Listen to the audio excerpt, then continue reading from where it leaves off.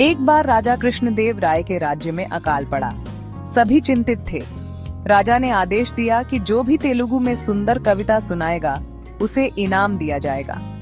तेनालीराम ने एक कविता सुनाई जिसमें उन्होंने राजा को समझाया कि फसल की कमी के बावजूद सही तरीके से प्रबंधन किया जाए तो प्रजा खुशहाल रह सकती है। राजा ने उनकी चतुराई की प्रशंसा की। शिक्षा, कठिनाइयों का समाधान बुद्धिमानी से करें।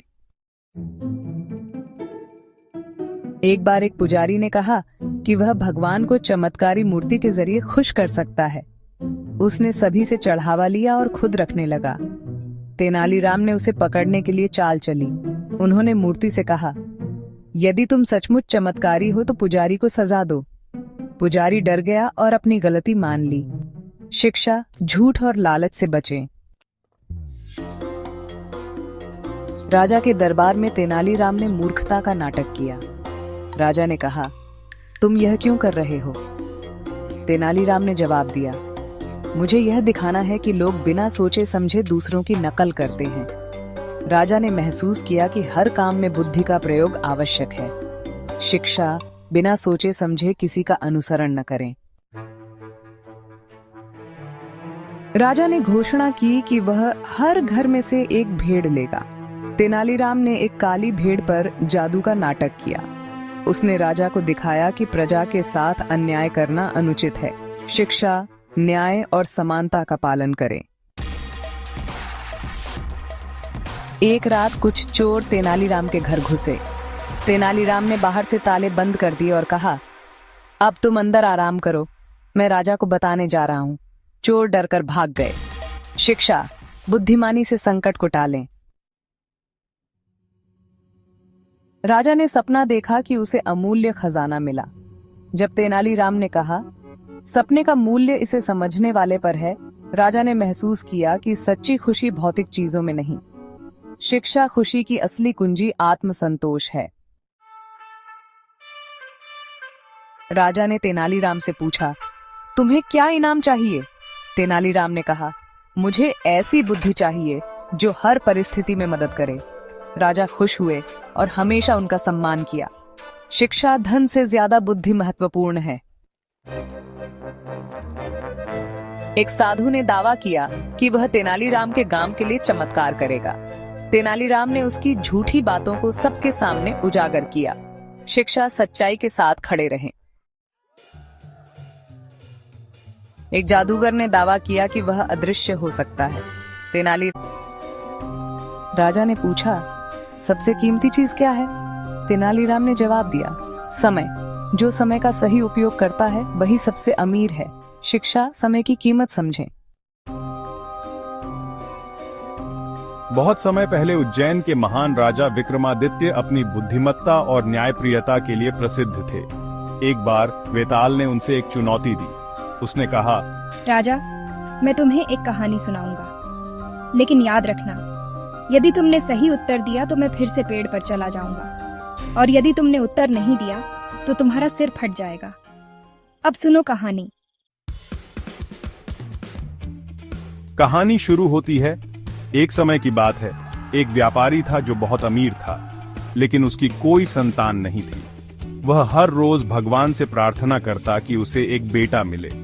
वर्षों बाद उसकी प्रार्थना सफल हुई और उसे एक बेटा हुआ। वह बेटा बड़ा होकर नटखट और स्वार्थी हो गया। उसने अपने पिता की संपत्ति को बर्बाद करना शुरू कर दिया।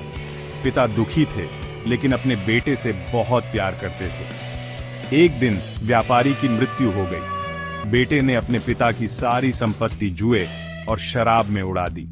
वह गरीब और भिखारी बन गया। उसे एहसास हुआ कि उसने अपनी जिंदगी बर्बाद कर ली है। वह रोता हुआ राजा के पास न्याय मांगने गया। राजा ने उससे पूछा, तुम क्या चाहते हो? तुम क्या चाहते हो? महाराज, मेरे पिता ने मुझे संपत्ति दी थी, लेकिन मैंने सब बर्बाद कर दी। अब मैं न्याय चाहता हूँ, मुझे मेरी संपत्ति वापस दिलवाइए। राजा ने सोचा, यह तो अजीब मामला है। इसने खुद अपनी संपत्ति बर्बाद की है, फिर भी न्याय मांग रहा है। राजा ने मंत्रियों से सलाह ली। कुछ मंत्रियों ने कहा कि बेटे को सजा दी जानी चाहिए, क्योंकि वह खुद अपनी बर्बादी का जिम्मेदार है। लेकिन कुछ ने कहा कि उसे दूसरा मौका दिया जाना चाहिए।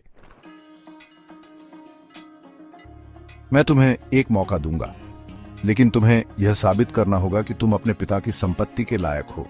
मैं तुम्हें काम दूंगा, अगर तुम मेहनत से उसे पूरा करोगे तो मैं तुम्हें तुम्हारी संपत्ति लौटाने में मदद करूंगा। बेटे ने राजा की बात मानी। राजा ने उसे एक बंजर जमीन दी और कहा, इसे उपजाऊ बनाओ और फसल उगाओ।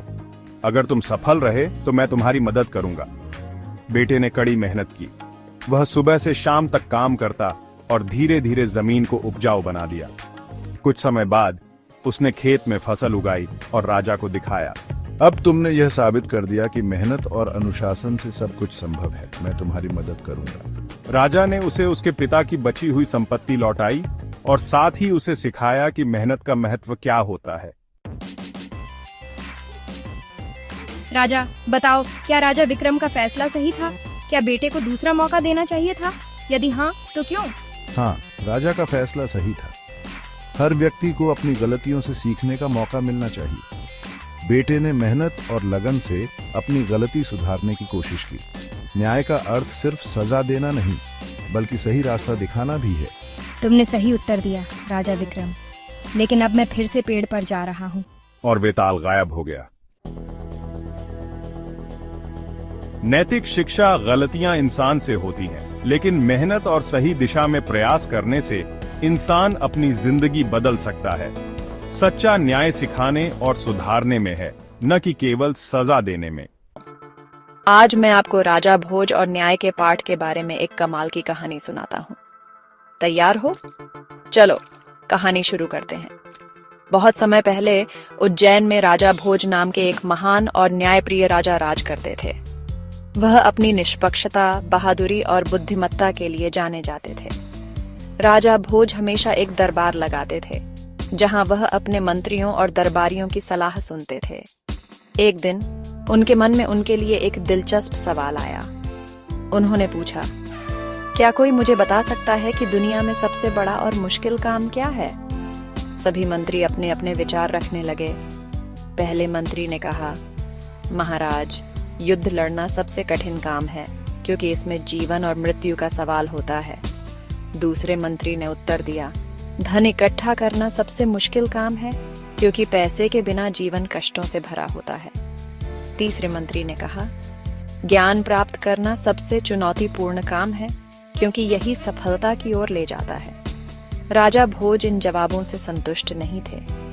उन्होंने कहा, ये सभी महत्वपूर्ण काम हैं, लेकिन मुझे नहीं लगता कि इनमें से कोई भी सही उत्तर है। मैं चाहता हूं कि आप सब इस बारे में और सोचें और कल मुझे इसका सही उत्तर बताएं। अगले दिन राजा भोज के पास एक योजना थी। उन्होंने घोषणा की, कल हम जंगल में शिकार करने जाएंगे। जो कोई भी मेरी पहेली का सही उत्तर देगा उसे इनाम दिया जाएगा। सभी उत्साहित थे। अगले दिन वे जंगल की ओर रवाना हुए। यात्रा के दौरान राजा भोज ने एक बूढ़े साधु को एक पेड़ के नीचे बैठे देखा। राजा भोज ने पूछा, हे साधु, आप यहाँ क्यों बैठे हैं? साधु मुस्कुराए और बोले, महाराज, मैं यहाँ शांति से बैठकर लोगों को जीवन के सबसे कठिन काम के बारे में सिखाता हूँ। उत्सुकतावश राजा भोज ने पूछा, क्या आप मुझे बता सकते हैं कि सबसे कठिन काम क्या है? साधु ने उत्तर दिया, सबसे कठिन काम है अपने अहंकार और क्रोध को नियंत्रित करना और अपने मन को शांत करना। मनुष्य का मन ही उसका सबसे बड़ा दुश्मन होता है। इस पर विजय प्राप्त करना ही सबसे कठिन कार्य है। राजा भोज ने ध्यान से सुना और सोचा, यह सच है। अगर हम अपने मन को नियंत्रित कर लें तो हम कोई भी मुश्किल काम कर सकते हैं। साधु ने आगे कहा, जब इंसान स्वार्थ और अहंकार को छोड़ देता है तभी वह सच्चा इंसान बनता है। यही सबसे कठिन काम है। राजा भोज ने साधु को धन्यवाद दिया और दरबार लौट आए। दरबार में राजा भोज ने कहा, अब मैं समझ गया हूं कि सबसे कठिन काम कोई बाहरी काम नहीं है। यह हमारे क्रोध, अहंकार और स्वार्थ को नियंत्रित करने के बारे में है। जो व्यक्ति अपने मन को नियंत्रित करता है वही सच्चा बुद्धिमान और न्यायप्रिय होता है। उन्होंने अपने दरबारियों को अपने स्वभाव में सुधार करने और अपने मन को शांत करने की सलाह दी। उन्होंने अपनी प्रजा के लिए भी एक नया आदेश जारी किया कि वे अपने मन को शांत करना सीखें और स्वार्थ से दूर रहें। याद रखो बच्चों, राजा भोज की कहानी हमें सिखाती है कि बाहरी सफलता से ज्यादा जरूरी है मन की शांति और संतुलन। अपने मन को काबू में रखो और आप किसी भी चुनौती का सामना आसानी से कर सकते हो। सुनने के लिए धन्यवाद। अगली बार मिलते हैं।